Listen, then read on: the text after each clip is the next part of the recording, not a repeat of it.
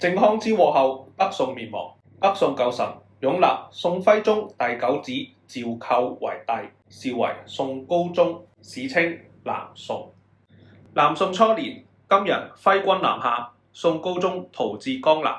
宋軍後嚟擊退金兵，高宗正式定都臨安。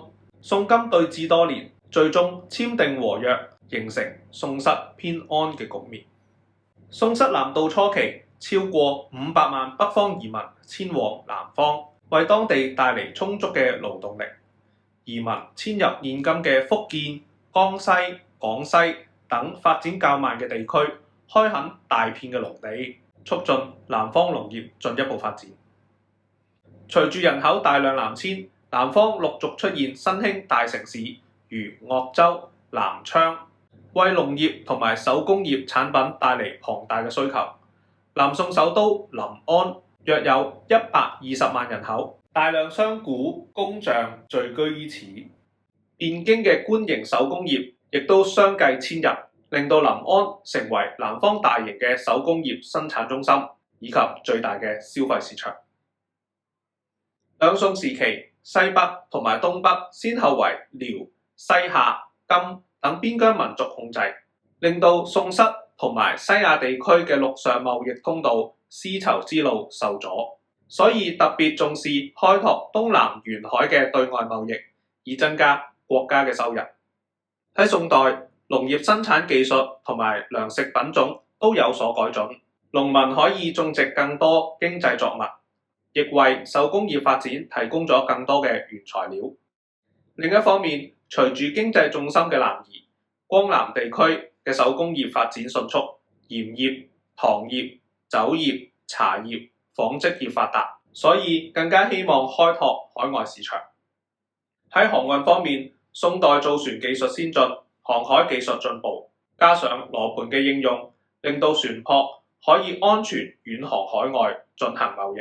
宋代嘅大商舶設計先進，幾乎壟斷當時嘅遠洋運輸，為海外貿易發展提供咗良好條件。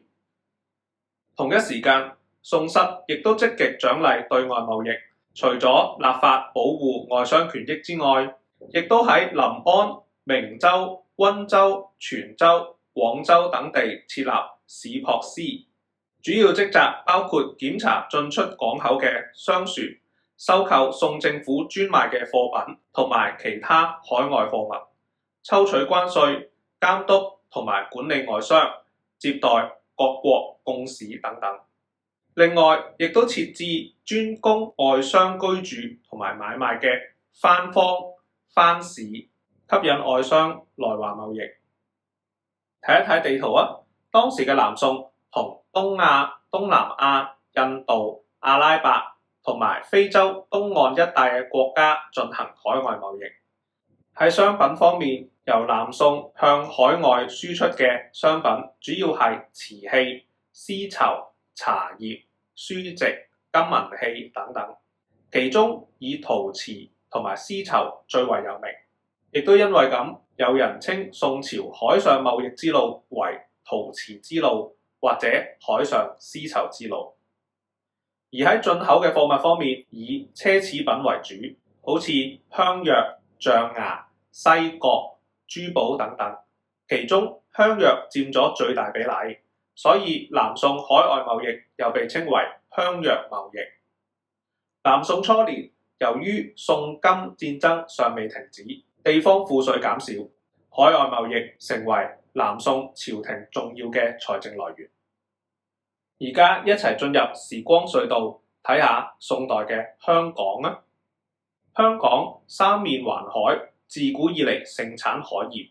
北宋時期，朝廷喺廣東設置14個鹽場，部分位於香港境內。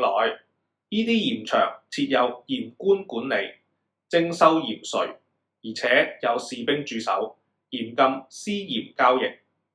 喺南宋初年，朝廷喺九龍一帶岸邊開設官庫鹽場，即係現今嘅觀塘、九龍城同埋油尖旺區。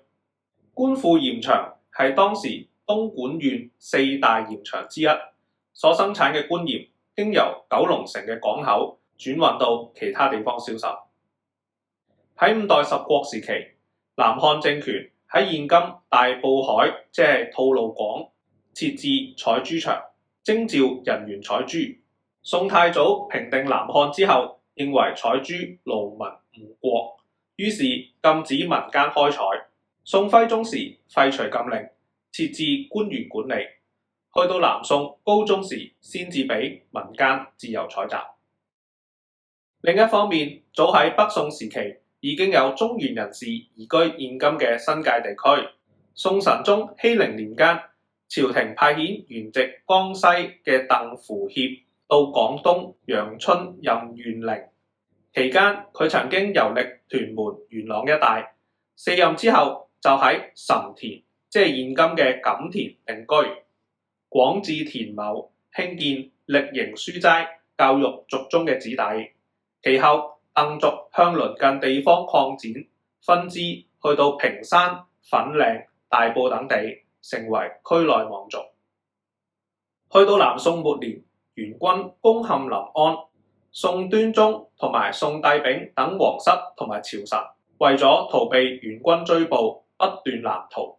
端宗曾經短暫進駐官富鹽場，而且數度移師淺灣，即係現今嘅荃灣。南宋滅亡之後，部分軍眷就喺官富鹽場一帶定居落嚟，成為香港早期嘅居民之一。宋朝經濟發達，南宋海上貿易更加幾乎係壟斷遠洋運輸。不過，宋朝對外戰力薄弱嘅問題就一直未有解決。先係遼、金、西夏，之後更有橫跨歐亞大陸嘅大蒙古國。南宋嘅滅亡睇嚟都係無法避免㗎啦。不過喺呢種亡國壓力底下，南宋軍民就上演咗一場可歌可泣嘅歷史故事。詳情係點？下集再講。拜拜。